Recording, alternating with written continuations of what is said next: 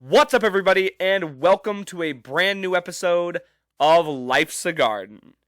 If you haven't yet, please follow on all platforms. We're available on Spotify, Apple Podcast, YouTube, and many other platforms. While you're there, engage, like, comment, do all the stuff. It helps us out. It helps the algorithm. And we're just trying to grow this garden, little at a time, and every little bit counts. So thank you very much for doing that. Now let's get into today's positive motivational message. And being that it is St. Patrick's Day week, we're leading up into St. Patrick's Day weekend, which is kind of a super St. Patrick's Day weekend, since it's Saturday and Sunday, essentially. I think this is pretty fitting, and hopefully will motivate you into some smarter thinking.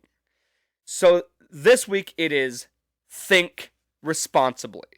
And I know it's a play on the drink responsibly, and that is the most important thing, is be responsible while drinking. But in reality, we got to do more than that. We got to think responsibly. And you can basically put those in the same thing. Be responsible. Think about the drinking. Like, think about how much you're consuming. Think about getting yourself a safe ride home. Just pre-plan. Pre-plan everything. Be overly prepared for the best case scenarios and the worst case scenarios. And then we can expand on that. We can go beyond the drinking aspect of things.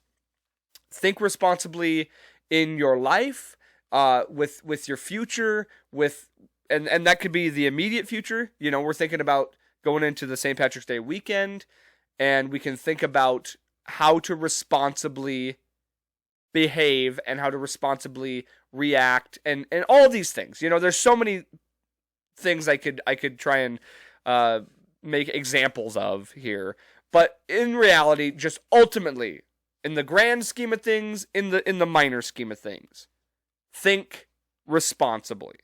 Don't be irresponsible. Be responsible. And with that, let's roll in to today's episode. It's episode 193 of Life's a Garden.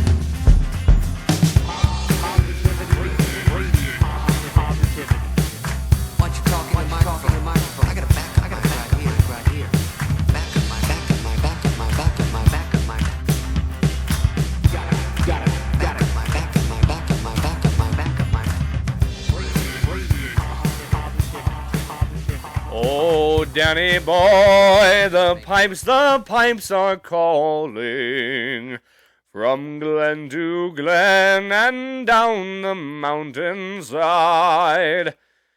Oh, yeah. Oh, Shaughnessy. O'Reilly. O'Connell. Welcome back to another episode of Life's a Garden, and it is St. Patrick's Day weekend. One of my favorites. It's my people's holiday. This is the celebration of my culture, my heritage, my lineage. Of course, last year got to visit Ireland obviously for the first time. First time ever out of the country. So, this will be the first St. Patrick's Day since actually visiting the motherland.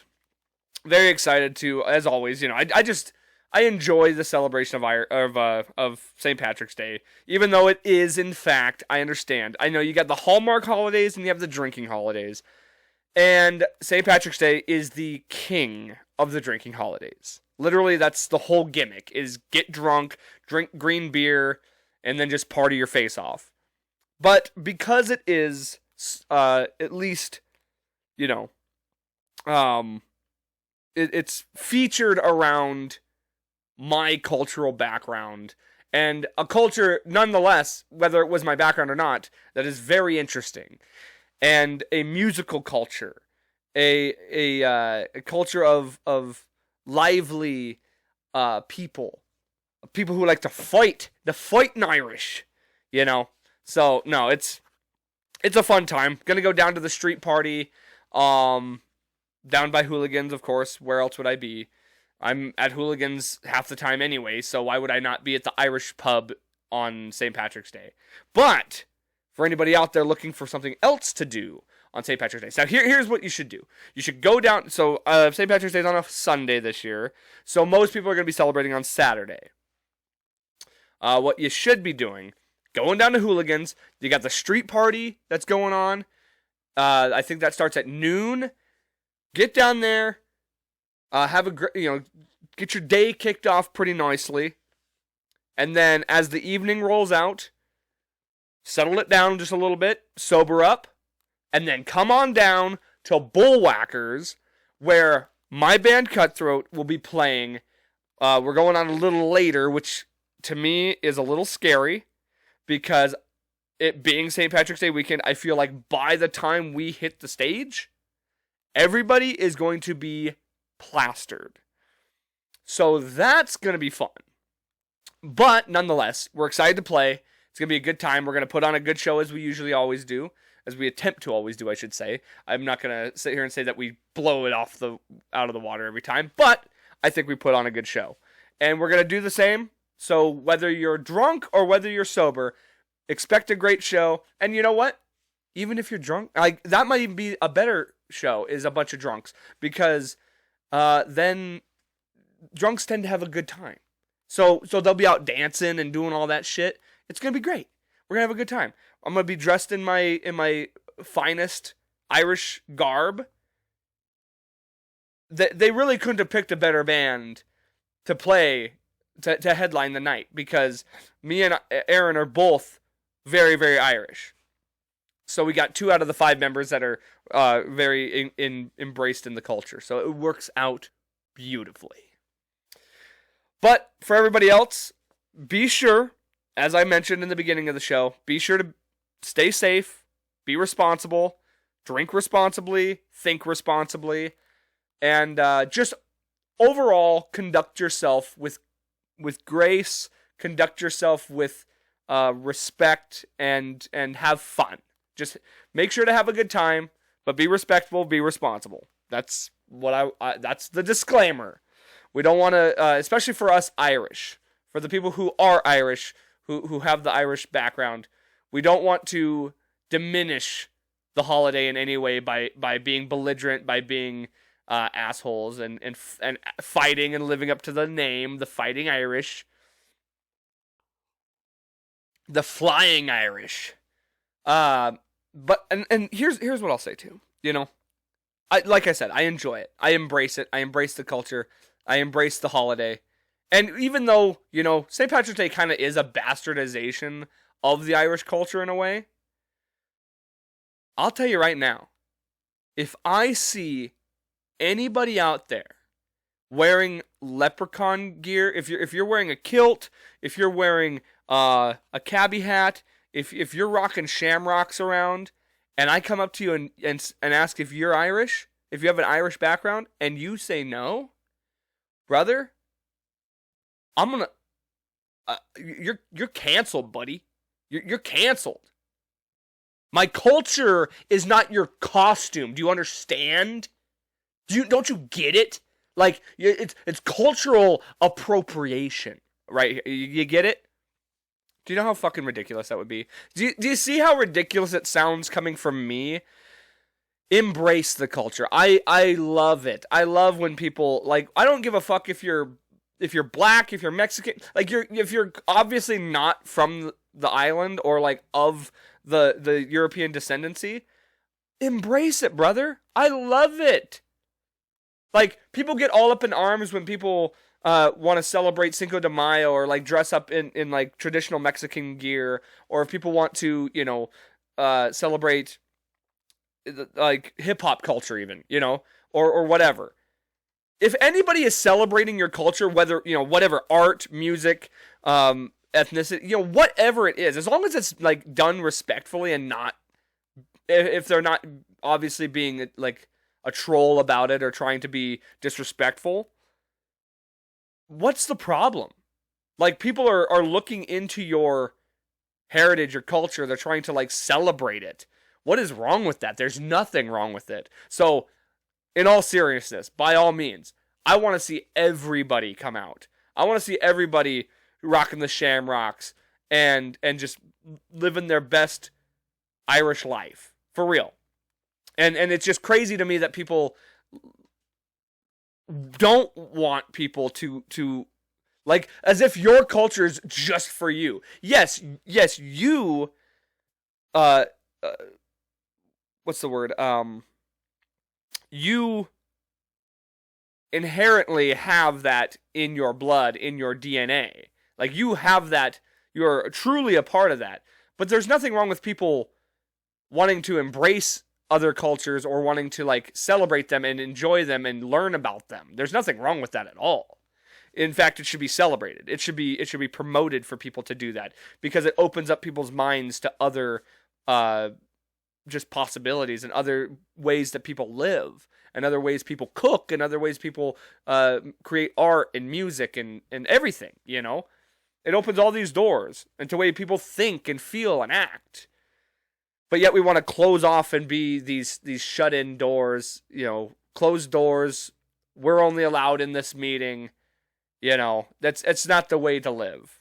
So, when it comes to St. Patrick's Day, all are welcome in my eyes. So there you go. As long as you drink responsibly. Act responsible. Be responsible. A message from Life's a Garden Studio. Yes. Now, on to a little bit more sad news. Something I deeply I feel the need to bring up and talk about here on the podcast. Last week, crazy enough, last week I brought up Dragon Ball Z, and it was just a funny little bit about how they had Goku promoting Reese's Puffs. And, you know, I don't really talk about Dragon Ball Z a ton on this show, but, of course, the one time I really do, this week, we lost the creator of Dragon Ball Z, Akira Toriyama, the man behind all of it, wrote the mangas. He was basically fully in charge of greenlighting what became the anime, all the way up until the recent stuff, the brand new stuff. Every bit of the way, Akira Toriyama has had his toes in the water. He's the sole reason Dragon Ball Z exists. So for anybody out there, like myself, who grew up on Dragon Ball Z, it was, and here's the thing, you know, I understand the stigma behind anime, and, like, you know, because it's a cartoon, and when adults watch cartoons, that makes them childish in some way, shape, or form, which I think is ridiculous. Like, why is it so acceptable for adults to enjoy cartoons when they have kids? Because you can genuinely enjoy it and be like, that was a good movie, that was a good show. But it's not, you know, because you have kids, it's okay for you to watch it. Whatever. Like, media is media. Enjoy what you want to enjoy. Like, you watching horror movies doesn't make you a depraved freak, right? It just means you enjoy that media. So, there's always just seems to be, like, this stigma behind adults who watch anime or enjoy cartoons, and I think it's ridiculous, because I still enjoy all that stuff. You can enjoy multiple mediums and things like that. But Dragon Ball Z was a huge part of my childhood, something I just, you know, really enjoyed watching, and the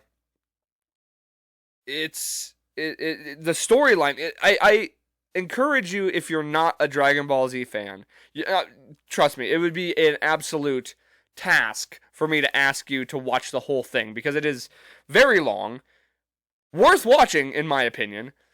But just, like, go look up clips. Just go look up, like, top 10, like, greatest moments in Dragon Ball Z history. And it's like, they're not going to be as impactful because you don't understand the journey leading up into them. But the story writing, like, the storylines, it's more than just fighting, right? Because I think a lot of people think Dragon Ball Z is just all about the fighting and the like the yelling, you know, that's a big meme. Like, 90% of the show is them just yelling. And yeah, like, that decently, you definitely don't, it doesn't go unnoticed, right? And yeah, fighting is a obviously main storyline. It's a main, like, part of the whole thing.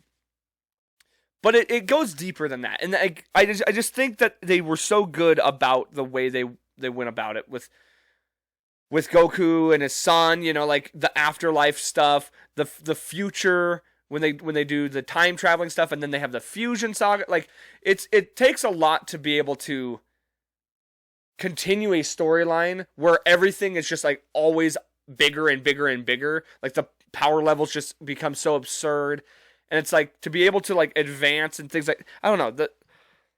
Plus there are touching moments in the show with like Piccolo basically raising Gohan because his dad dies.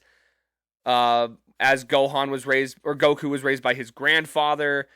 There's a lot of good story writing in it. And nonetheless, it was something that I enjoyed as a kid. It's something I currently enjoy as an adult. And it's very sad to see Akira Toriyama go so young, honestly. Like 60, I think he was 68. It was either 63 or 68, something like that. And I know that's not incredibly young, but nowadays it kind of is.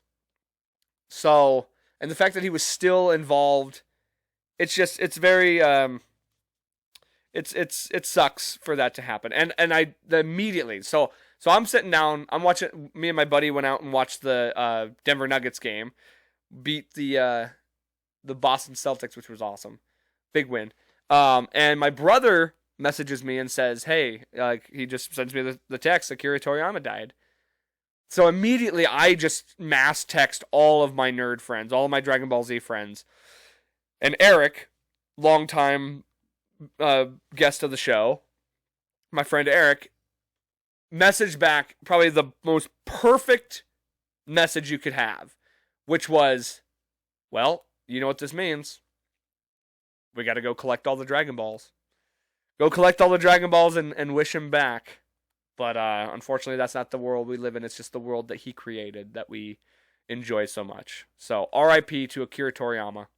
And he will be greatly missed, but a legend, a forever legend in my eyes. Some of my top 5 Dragon Ball, like, not top 5, but some of the best Dragon Ball Z moments for me. I'll tell you right now, the first time I ever watched Dragon Ball Z, I'll never forget it. It just randomly came, Cartoon Network, Toonami.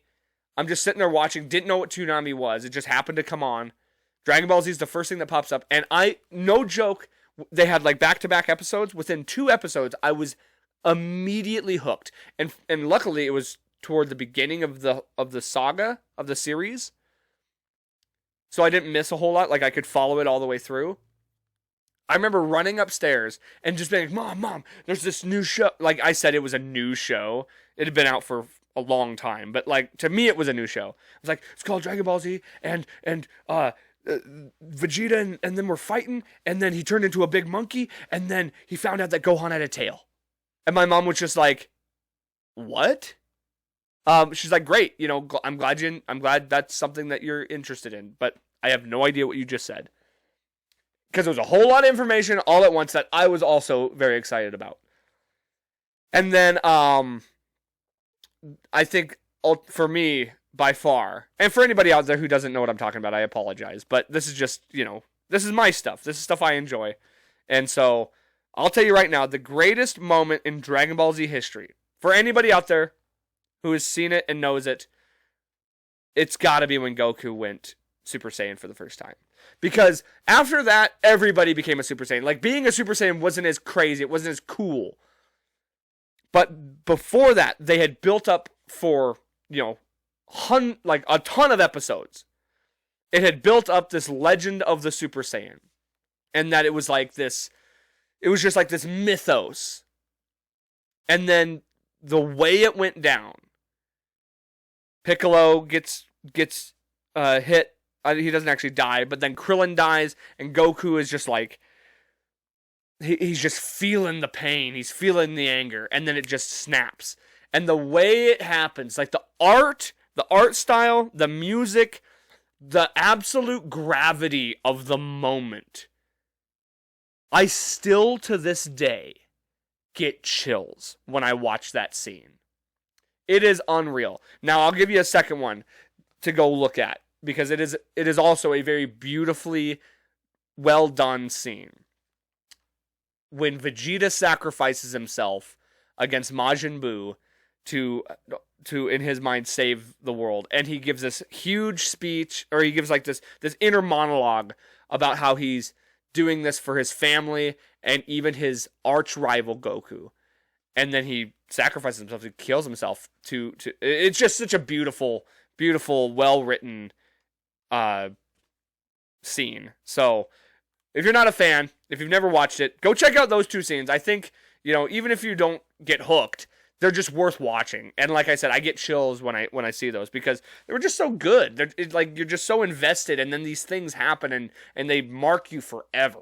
So yeah, just wanted to pay some homage to one of the greatest anime creators of all time, and my number one for sure, Akira Toriyama. In other heartbreaking news, my Denver Broncos are absolutely blowing it up. They're blowing the whole thing up. It's been a rough week as a Broncos fan, right? We already knew the writing was on the wall. Russell Wilson was going to be gone. I don't think most fans really understood the gravity of what this was going to mean as far as money. I don't think we really understood the impact all that money being lost, because we still owe this motherfucker $85 million in dead money that he won't be playing with us, but we still owe him that money. That sucks, because we're now seeing, and this was, like I said, this was something we pretty much already knew was coming, was we were going to release Russell Wilson. If we could have traded him, that would have been incredible, but nobody was going to do that because then they'd have to take on that whole contract, and by doing this, somebody's going to get him at an absolute discount. Whether or not it pays off, we'll see. He still has to perform. And let me just say this: I have nothing against Russell Wilson. I was a fan the day he walked through the doors. I'm still a fan now. I have no ill will against him. I think this was an absolute train wreck of a situation that we found ourselves in, and we're paying the price now. Now we're feeling the aftershock of all this, because now we have to free up cap space. So here are some of the moves as of today. As of the recording of this, here are some of the big moves that have been made. We have cut Justin Simmons, which absolutely fucking sucks, because he is he was probably my favorite player on the team. He's a captain on the defense. He's a leader on the team. He's been with us for 8 years. Never saw a playoff game. Never went to a playoff game, this guy. In 8 years. We failed him. We failed Justin Simmons. So I hope he goes to a winning team. I hope he finally gets to feel what it's like to be in the playoffs and to be on a winning team. He deserves it more than anybody. The thing that pisses me off the most is that we cut him. We could have traded him and got something for him, but the safety market is just it's overwashed. The Bills had to cut Jordan Poyer, who is a captain on their team. The Seahawks cut Jamal Adams, who was a captain on their team. There's just so many good safeties out there right now, and I think the market is just not there for them. So hopefully we'll get somebody either in the draft or somebody who's already on the team will come up and fill that slot. Today, literally an hour ago from me recording this, we traded Jerry Jeudy, which was a move that I saw coming. This I saw coming. I thought this was going to happen last year. Traded Jerry Jeudy, former number one overall, or not overall, but number one draft, former first round draft pick by the Broncos. I remember I was sitting in this exact room when we drafted him. I was hosting a draft party, and we all erupted in jubilee that Jerry Jeudy was going to be a Denver Bronco. Did not live up to his expectations, clearly, because now we're trading him. And he's a former first-round pick. We're trading him for a 5th and 6th-round pick. That is despicable. Now, yes, at least we're getting compensation for him. But I thought he would be at worth a 4th At least get something out of the guy. He's going to the Cleveland Browns. We traded to the Cleveland Browns. We restructured Tim Patrick's contract, so he will at least be with us next year. Maybe, if he doesn't get hurt again. Hopefully, Cortland Sutton isn't out the door. He's another, high cap. He's another, a guy we're paying a lot of money, and it seems like he wants out. Again, I don't blame him for wanting to fucking leave. I don't blame him one bit. But that would suck. Especially since we just traded Jerry Jeudy. So we'd basically be starting fresh on wide receiver. But that's what we're doing. We're starting fresh. And that's why I think we're going to draft a quarterback. Because when you draft a quarterback, when you start with a young guy at the quarterback position, you're basically making a 3 to 4 year commitment that we're building for this guy. We're going to build around this guy. This is the guy that, and it takes time. So you might as well just start getting rid of guys. You might as well start cutting the fat and getting rid of expensive guys. I think Garrett Bowles is on the chopping block. I think DJ Jones is on the chopping block. There's a lot of guys that we might see getting cut because we're going to start building for the future, which we should have been fucking doing for the last 8 years, but instead we've been plugging holes on the sinking ship. We've not once tried a full rebuild. We've just been plugging holes, and it's done absolutely nothing. So I'm praying to the football gods that in the 2024 draft, the Denver Broncos draft a quarterback that hopefully will become our future franchise guy. Because in this offseason alone, I've got maybe 8 Broncos jerseys. 2 of them were current active players. I now have 0. I have 0 active players jerseys. Now I'll rock a Justin Simmons jersey forever because I love that guy. He is a true Denver Bronco to my heart. So I will never shy away from wearing his jersey, and he's a great player and a great person. So absolutely sucks to see him go. And it just sucks because here we are. Again, we're just back to square one. But hopefully, and I can always only be hopeful. That's all I ever have. Hopefully, this is finally the start of what should become the future of our franchise. So, that's all we have to look forward to. And we shall see. Free agency is starting up this week, actually. I think this is the first. Yeah, I think today might mark the beginning of of free agency, and I think Wednesday is when it officially happens. But all the big moves are starting now, and it just only becomes official on Wednesday. So, yeah. So big stuff happening in football, basketball. It's still real competitive. Good stuff going on in basketball. I'm enjoying that. Hockey's been good. And then we got MMA. We got UFC 299 this weekend. By the time this comes out, it'll already have happened. I did make all my predictions. And I don't remember what I talked about last week. I think I just kind of highlighted Sugar Sean. Hopefully the boy pulls it off. The Montana boy. It's going to be tough, man. I'll tell you right now, I like Marlon Vera. I used to not like him. I like him. I think he's a good dude. He's a tough fighter. He's got the right attitude. And I'll say this about Sean. While I love the guy and I've followed him forever, he's a Montana boy I'm always going to support. God, he's a little cringy. He's just, I feel like he's trying too hard to be this character. When he himself is already enough. Like, he can be flashy and like, you know, do the hair and do all that, but I feel like he tries too hard in like the speaking department. I think he's probably similar to how I am. Like, on the spot, I'm not quick. I'm not like, he just needs to like not, it's almost like he writes promos. It's like he's trying to like say things that he's thought of 2 nights before. He needs to just be himself. Don't try and be this character of Sugar Sean O'Malley. be Sean O'Malley. And that's what the people like, authenticity. And that's what Cheeto Vera has. That's why people gravitate to him.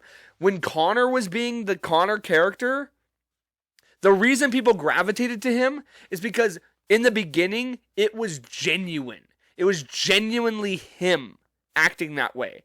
And then, of course, as time went on, he embellished the character. He just became the character more. And that's why people started growing away from him, because it became disingenuous. It wasn't authentic anymore. But Sean it feels like he's trying too hard to like be this character, and it comes off a little cringy. He does not have the mic skills. And the thing is, his podcast, he does great. He says funny stuff. He's funny on the podcast. But when it comes to like interviews, when it comes to like the press conference, it's all about these little sound bites that he thinks are just gonna like click. And his Octagon interviews, that's him being genuine because he's in the moment, and those work. The I fucking love you, Joe Rogan, that was the thing. That was a hit. Anytime he's in the Octagon, he is genuinely him. And that's why he's so good. Because he lets go of all this bullshit. He lets the character go. He becomes Sean O'Malley. When he's on the stage, he needs to do the same. Because it's a little bit tough to watch, to be honest, as a fan. Other than that, I'll just make my picks real quick. I said I went here. I got them on my phone. I'll make my picks real quick. Let's see what I got here.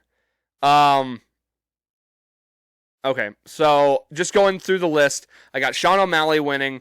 I got Dustin Poirier beating Saint-Denis. Tough fight. That could be a very tough fight. That could be fight of the night, actually. I got Kevin Holland beating Michael Venom Page. Also could be tough. Gilbert Burns beating Jack Della Maddalena. I got Song Yadong beating Piotr Jan. Jalton Almeida beating Curtis Blades. I got Macy Barber winning, Gamrot winning, and Pedro Munoz winning. This is a stacked fucking card, okay? Like, let me just tell you how stacked this is. Kutalaba, I can't think of it. I can't think of its first name, but Kutalaba and Michael Pereira, I think is his name, are the prelims. Those are in the prelims. Those are two very good fighters who would normally be on a mid card. And so in the middle, dude, Pedro Munoz opening up the prelims, Rafael Dos Anjos versus Gamrot on the prelims. This is unbelievable. This is a stack card. I'm gonna be down there early for this one. So buckle up, because this is gonna be a great fight. Great fight night. And I think I'm gonna give more predictions. I think fight of the night's gonna go to Dustin Poirier versus what's his name? Fucking Saint-Denis. And I think performance of the night, potentials, could go to Sean if he knocks out Cheeto, which has never happened before. It could go to Cheeto if he finishes Sean. I think it could go to, God, see, now I'm blanking on everybody who fought. Performance bonuses. Who has the potential to get a knockout or to get a submission? Song Yadong and Piotr Jan. That could be a fight of the night too.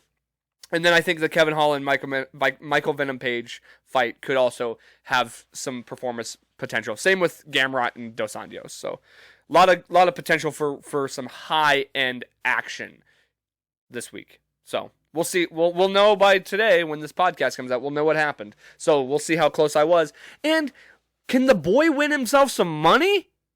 Can I get lucky on St. Paddy's Day week? Is it possible? We'll see. We'll see. Does the boy get lucky? Because I've been on a pretty unlucky streak when it comes to sports bets. I'll tell you that right now. Yeah. I will say though, the last time I won, the biggest win I ever had in a sports bet was my boy Sean O'Malley. So can he do it twice? We shall see. Moving on. So you guys might remember, if you're frequent listeners, a while back I briefly mentioned P Diddy, and that there were some rumblings of some things going on with P Diddy. I didn't really dive into it because I didn't know the details. I didn't really know a whole lot about it, so I didn't want to comment too much on it. I just knew there were some things being brought up and some stuff being talked about. Well, now some more details have emerged. And apparently it is being what's the word I'm looking for? Alleged. It is being alleged that P Diddy for years has engaged in homosexual activities with multiple artists that he has brought into his group. His what do you call it? Not his like record label and people he's brought into the music industry. Guys like Usher, Justin Bieber. I don't know if these guys are involved in his label, but I know there's been talk. Well, Meek Mill is the one who's really opening up about this. He's the one who's really like kind of opening the doors here. Meek Mill, Usher, Justin Bieber. There's also talks about involvements with Machine Gun Kelly and Kevin Hart. There's been all these rumors that there's been some gay stuff going on between these guys. Now, let me just say this. While these are all allegations, while they're all rumors and nothing has been proven as of yet, when you think about all those guys I just mentioned, what's the first thing that comes to mind? I'll tell you what it says to me. If you showed me all those guys and were like, what do these guys have in common? You know what I'd say? They're kind of gay. Like, they're all kind of a little effeminate. So it's like, where there's smoke, there might be fire.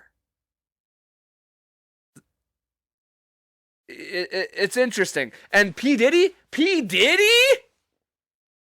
I always thought he was kind of gay. Like, he's all into fashion and like, he's kind of just like soft-spoken and like there's something kind of gay about him, right? So it's really not that shocking, to be honest with you. And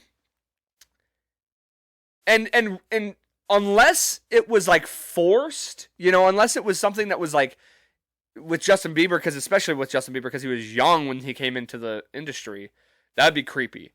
But there's like I said, unless it was like a forced thing, like he was blackmailing people, or he was like, hey, you gotta, if he was like Harvey Weinsteining these dudes. But all those like Usher and Machine Gun Kelly, come on, Machine Gun Kelly, they kind of have a little bit of a gay vibe. Like, even if they're not gay, if they're like bi, it's not shocking to me. As long as everything was consensual, that's really nothing wrong with it, right? But there's this stigma, especially in the black community and the hip-hop community, that gay is not okay. Like, it's not cool to be gay. It's not tough or whatever it is. Like, the thing that I always found funny is the most homophobic people on this earth are black people. Like, but in the black community or even the hip-hop community, like, of course there's gay people, right? Of course there's, like, gay people are everywhere. Like, it's just how it is. It's how it happens, right? But they don't call it being gay, they call it being on the down low, right? So you pretend, like you have girlfriends, but you're having sex with dudes on the side, because you're actually gay. But there's a stigma to being gay, so they're afraid to, like, admit it. They're just kind of doing it on the down low, right? That's the thing. I am not gay. I have relationships with women and sex with men. And I got news for you. That means you're gay.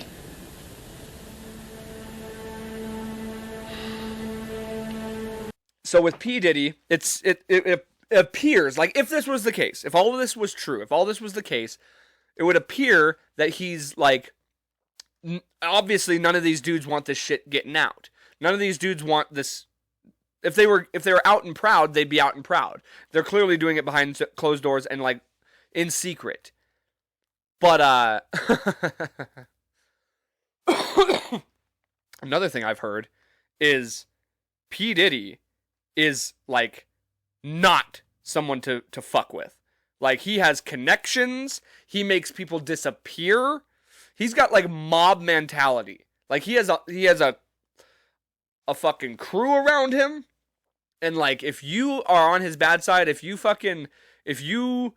So a lot of this shit is, that's why a lot of these people aren't talking about it. Is because he kind of has, like, this aura around him where, like, or there's this mythos with P Diddy that he will make you fucking disappear if you cause problems for him. There's rumors that he had something to do with Michael Jackson's death coming out. There's reporters and, like, journalists that have been trying to cover this that have, like, backed off and refused to report it any further because of his connections and his power. So let me just say on the record, I'm only reporting what I'm hearing. I'm not saying any of this is true. I don't know any of it. I'm just speaking what I'm seeing, right? It's all alleged. I accuse nobody of nothing, and even if it was true, it's okay as long as it was consensual. Nothing wrong with it in my book. But it really boils down, because if they're gay, who cares? Like, that's fine. But it all boils down to this stigma that the black community and the hip-hop community don't, like, it's not acceptable to be like that. It's I don't know if it's because it's not masculine. I don't know if it's because it's like a weakness thing. I don't know where it comes from. I don't understand it. You know, it's not my culture. But it seems to be because like Lil Nas X, he's like one of the first out and gay rappers, right? And that just happened. That just recently happened. You don't see that a lot. And then when it seems like when a high profile black gentleman is exposed as being gay or comes out as being gay, they get very defensive, right? Unless they've already been there's a few that come out as gay, you know, and they're proud of it. But in the majority of in the high majority of cases, it feels like they become very defensive. They're very embarrassed by it, and I think that's a cultural thing. Now, what I think of this, here's the thing. And I don't know how to fix it, really. Like, it's something that has to be fixed within their own community, honestly. But, truly, if all this were to happen, if all this were the case, if all this were true, like with Machine Gun Kelly and Usher and Meek Mill and who knows the list? Who knows beyond that? These are just a few of the names that have been thrown around. P Diddy. That's a lot of guys currently in this hip-hop community that have been on the down low, right? Who would have thought that hip-hop was so gay? I can tell you right now, I always thought it was pretty gay. I mean, I've never really been a fan. I just thought it was pretty gay already. Not in that way, but I mean, God.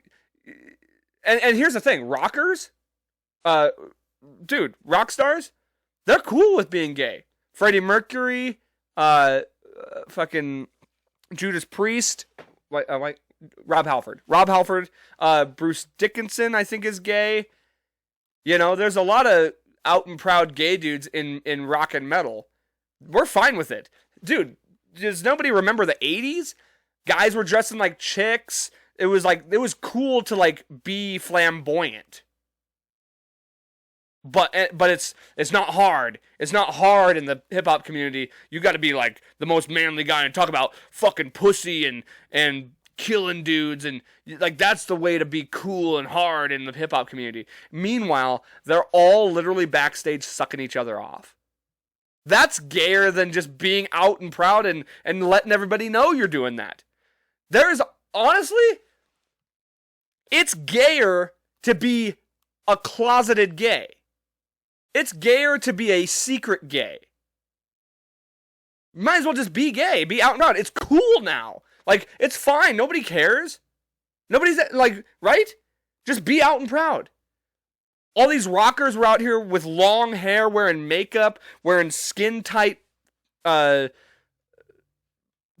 and leotards and stuff. And it was the coolest thing ever. And then you got these tough, gangster hip-hop guys coming out, oh, fuck that pussy, oh, yeah, I beat that pussy up. All their videos with all these hot chicks, throwing money around. Meanwhile, they're in the green room, jerking each other, bukkakeing. What the fuck? That is so gay! That's as gay as it gets, bro! Oh, brother.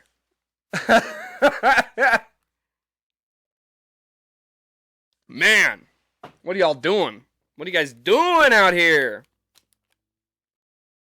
It's funny, though. Hip-hop is pretty gay. Oh, brother. Oh, brother. Speaking of craziness, speaking of people doing crazy things, you guys hear about this? This is a little bit of an old news at this point. I meant to talk about it last week, and I just kind of forgot.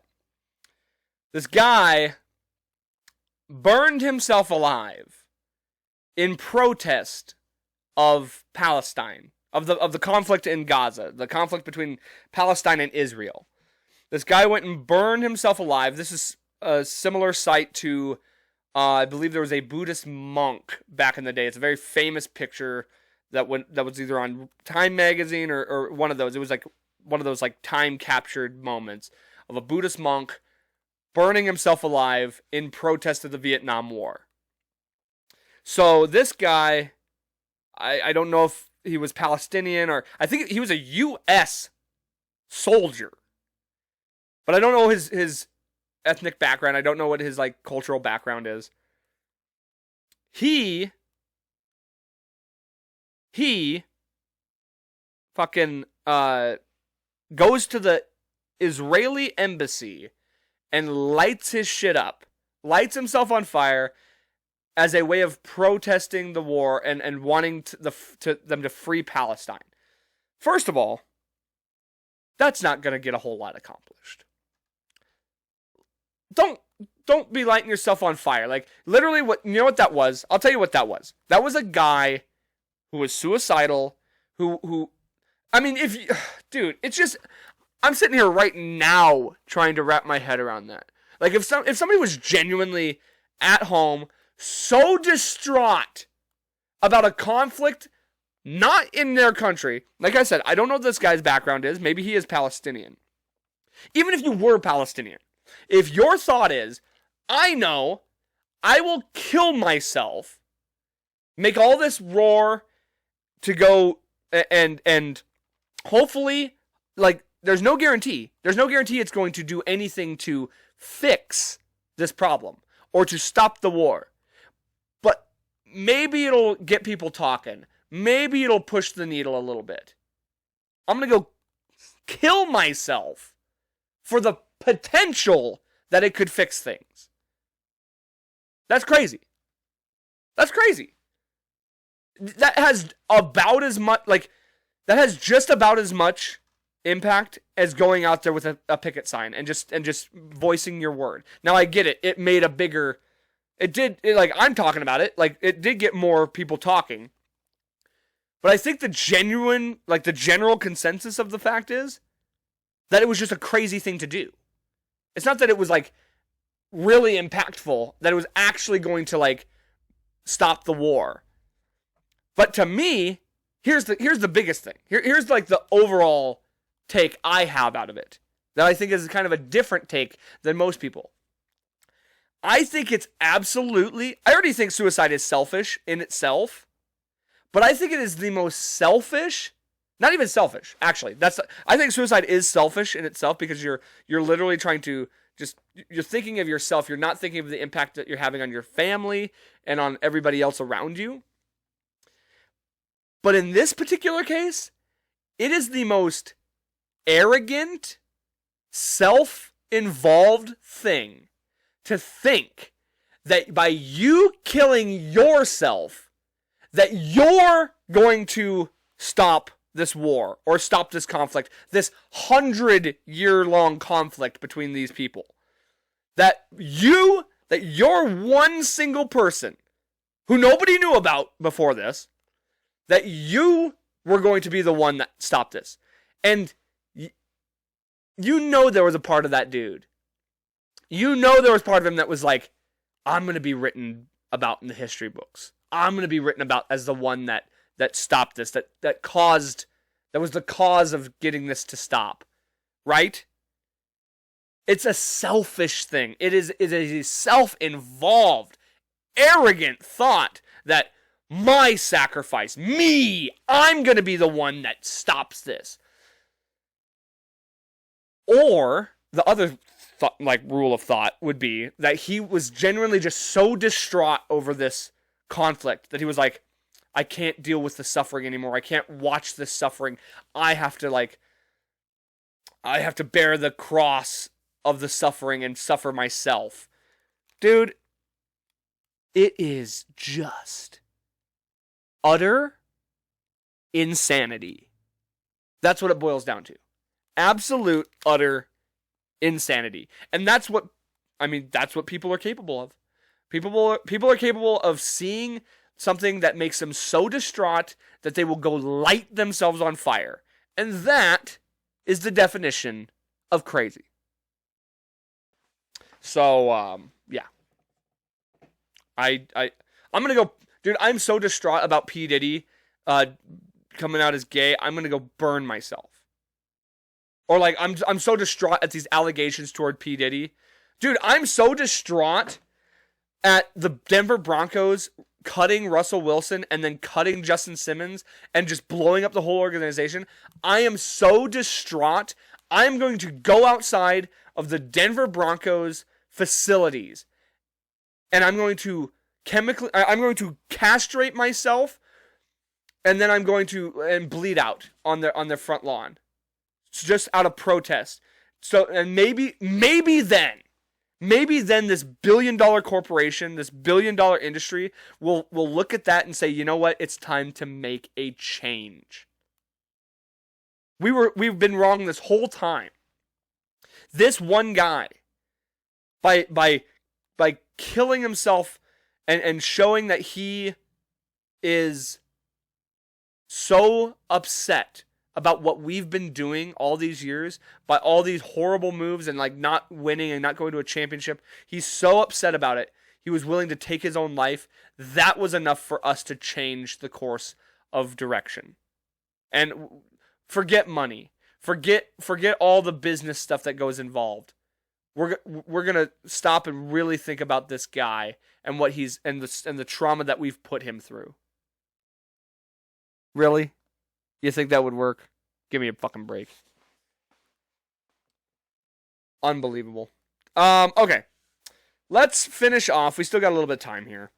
I've been kind of waiting to do this for a while now, but it just never really seemed to present itself. So, this is something fun I've seen a lot of TikToks and stuff like that about this. And so, it just randomly popped up on my where is it? It popped up on my Instagram one day, and I started playing. It's almost like a game in a way. God damn it! I had it somewhere. Is this it? Okay, I'm gonna take a little break. Let me cut just a second, and I'm gonna find the thing. Okay, I found it. So this is something I've seen a lot, like I said, on TikTok and Instagram Reels and stuff. And it's blind ranking without knowing what's coming next. So it's a category of ranking something, and then you don't know what's coming next. So Let's try it out. Let's see what happens. So this is rank the Pixar movie without knowing what's coming next. Top 1 out of 5. So we got Ratatouille. Wasn't a huge I never really saw it. So, and by the way, did I mention I'm really good at this? I'm gonna go number 5 for Ratatouille. There's a lot of good Pixar movies. Finding Nemo. I'm gonna put this on silent. So Finding Nemo, I would put at number 3. Good movie. I'm holding out for number 1 still though. Inside Out, honest to God, Inside Out was very underrated. I enjoyed it. Probably not as much as Nemo, but I'm still going to put it at 2. Because there's potential for another Pixar movie that I have not seen. Yeah, Up. See, I didn't really watch Up. I think a lot of people are going to be upset about this, but I'm going to put Up at 4. So now I'm forced, whatever's next, to be number 1. Will I have made a right choice, or will I have not? Cars. Okay, I'm okay with that. I can live with that. Like I said, I'm pretty damn fucking good at this. Let's see what we got next. So this is rank the Disney movie without knowing what comes next. Oh, okay, fuck. See, now I'm screwed because that was one I already did. Okay, let's try this one. Okay, that's Pixar movie. I think I already just did that one. What about this one? Rank 90s childhood shows. Show. So that's not cartoons. Arthur. Bro. Underrated. I'm going to put Arthur at 2. I thought Arthur was great. I enjoyed Arthur. Because I don't know. That's the thing is you don't. Bear in the Big Blue House, bro. 3. We're going 3. I'm holding out hope for number 1. I think we could have something here at 1. What else we got? So we got Arthur. Bob the Builder. That's number 5, man. I was never really big into that. Fine show, whatever. So what do we got? We got Arthur.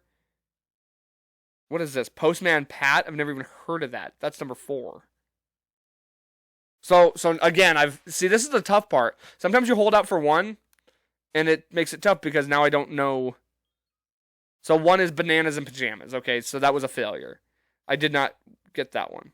Okay, let's see what else we got here. I don't think you'd enjoy it. Okay, rank this cartoon show without knowing what's coming next. Pokemon. That's a solid 3. I mean, I enjoyed it. I wasn't a huge Pokemon kid, but I'll put Pokemon at 3. There's a lot of episodes, you know. Yu-Gi-Oh! As a show, you know, it wasn't great. I'm going to put it at 5. I think there's potential for way better. Ben 10. My brother was really into Ben 10. That's not really my show. I will put that at 4. So, again, I've handcuffed myself to 1 and 2 now. Oh, bro! Avatar The Last Airbender, number 1. Number 1. It's in my top 5 all-time favorite shows. Number 1. See, it worked out this time. I made a good choice. So what's my number 2 going to be? Number 2 is Tom and Jerry. Fucking nailed it. This one I nailed. See? I nailed it. Okay, so let's see what's next. The anime, I don't know a lot of anime. Cartoon show, we just did cartoon. Cartoon superhero show. Rank these cartoon superhero shows. Invincible, I've never seen it. I heard it's really good though, so I will put it at a 3. Then we have, what is this? Spectacular Spider-Man, never seen it. I'm going to put it at 5. I'm sure there's better Spider-Man movies, or Spider-Man cartoons than that. What do we got next? We got the Justice League, like the 90s Justice League, or the like early 2000s Justice League. Ooh, I'm going to have to put that at 2. I enjoyed that one. Young Justice, I'll put that at 4. See, this again, I've handcuffed myself at 1 because I'm always holding out hope. Unless there's like a for sure number 1, I don't really pick one. So this, oh, it worked out! It worked out! Teen Titans, bro, Teen Titans would have been my number 1 if it popped up first. Teen Titans is number 1 on my list. I won this fucking list again. I am so good at this shit. I'm so good at this. Rank the Cartoon Network show. Cartoon Network was my shit. So if I fail at this, I will be absolutely devastated. Ben 10. Okay. There's so many other good Cartoon Network shows. I'm not going to put this at 5. I'll put it at 4. Because it's a good show. It's a decent show. Wasn't my show. Dexter's Lab. Oh, this is tough. I might put this at 1. But because of the other potential, I'm going to put it at 2. Dexter's Lab at 2. Billy and Mandy. Oh, it's a good show. I'll put it at 3. I like it at the 3 slot. So 1 and 5. Now we have 1 and 5. What's going to be the best? What's going to be the worst on my list? Foster's Home. Oh, I wasn't as big of a fan of that. So it's got to go 5. I can't put it at 1. Did I make a mistake not putting Dexter at 1? What's it going to be? Teen Titans. All right. Teen Titans again. I'll put it at number 1. I'm good with that. I like Dexter's Lab probably a little bit more, but for Dexter's Lab and Teen Titans to be 1 and 2, I am good with that. I think I won that list. Rank these adult cartoons. Okay, this could be interesting. We got Rick and Morty. Ooh, I love Rick and Morty. There's a lot of potential, though. I'll put it at 3. Right in the middle. Futurama. I like Futurama, but I'm going to put it at 4. Futurama is good. What do we got? Family Guy. I should have put Rick and Morty higher. I'll put Family Guy at 2. South Park? Ooh. See, I'm not a huge South Park guy, so I wouldn't put it as low as 5, but I have to because I'm not putting it at 1. So here I go again. What's my number 1 going to be? Was I right to hold out? Yes, I was. It's The Simpsons. The Simpsons. I don't think I won this list, but I think I can live with it. So I love The Simpsons. A lot of cartoon ones. Soundtrack, that's not going to... Okay, last one here. Rank the Marvel movie. Okay? You know I'm a huge Marvel fan. Ooh, Guardians of the Galaxy. I love that movie. But I got a feeling they're going to do bigger ones than that. I'll put it at 4. I love Guardians, though. See? Thor Ragnarok. I love Thor Ragnarok. 3.